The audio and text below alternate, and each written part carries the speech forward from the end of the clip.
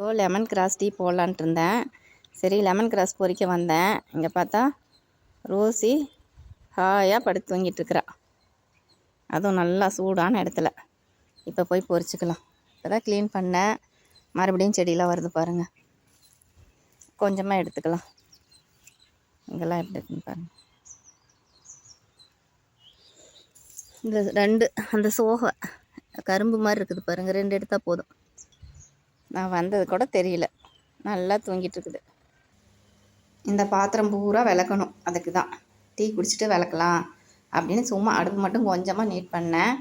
இப்போ இதை கட் பண்ணி வாஷ் பண்ணிக்கலாம். டீ கொதி வருது. இந்த சமயத்தில் இந்த லெமன் கிராஸை போட்டுக்கலாம். நாட்டு சர்க்கரையும் போட்டுக்கலாம். இப்போ கொஞ்சமாக போட்டுக்கலாம். கொஞ்சம் கொதிக்கட்டும்.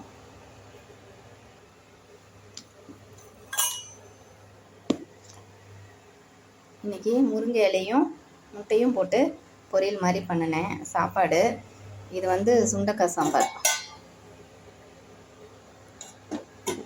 நான் வீடியோ எடுக்கலை. சுண்டைக்காய் பாவக்காயெல்லாம் செஞ்சாவே நம்மளாலே சாப்பிட முடியல. வீடியோ போட்டாவும் போகாது. அதனால் நான் எடுக்கலை. நம்மளே ஹெல்த்துக்கு நல்லதுன்னு தான் சாப்பிடணும். இது சென்னை போனப்போ சரவணா ஸ்டோரில் வாங்கினது. 39 ரூபா. இது ஐஸ்கிரீம் பவுல்னு நினைக்கிறேன். நான் இதில் டீ குடிக்கிறது. டீ நல்லா ஆறாமல் நல்லாயிருக்கும். முட்டையும் ஒன்று வேக வச்சுருக்கிறேன். ஏன்னா எப்போ பாரு சாப்பிட்றப்ப தான் ஞாபகத்துக்கு வரும். அதனால் இன்றைக்கி முன்னாடியே வேக வச்சாச்சு. இப்போ இது டீ ஆற்றவே இல்லை, அப்படியே வடிகட்டியிருக்கிறேன். இது சூப்பராக இருக்கும். லெமன் கிராஸ் அந்த லெமனோட வாசனை மட்டும்தான் வரும். புளிப்பெல்லாம் வராது, கெடாது.